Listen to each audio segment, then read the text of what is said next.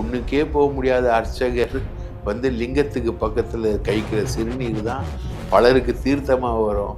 அந்த எண்ணில் பிடிச்சி குடிச்சு தலையில தேய்ச்சிப்பாங்க.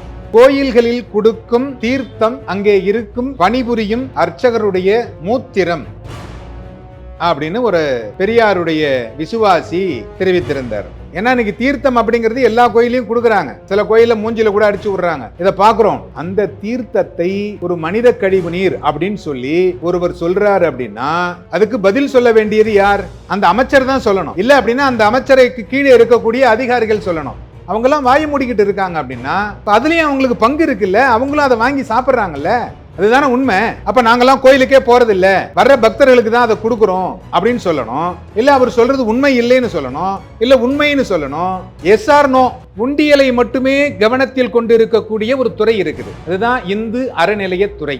அறநிலையத்துறையில் ஒரு பிரச்சனை என்றால் உண்டியலை எண்ணுகின்ற நீங்கள் கணக்கு வழக்கு மட்டும் பார்ப்பது அப்படின்னு சொல்லி நீங்க சொல்லிடுங்க. நாங்கள் கணக்கு வழக்குகள் மட்டும்தான் பார்க்கிறோம். எந்த கோயில் அந்த பிரச்சனையோ அந்த கோயில் ஊர் மக்கள் நிர்வாகத்தினிடம் சொல்லுங்கள் அப்படின்னு சொல்லுங்க.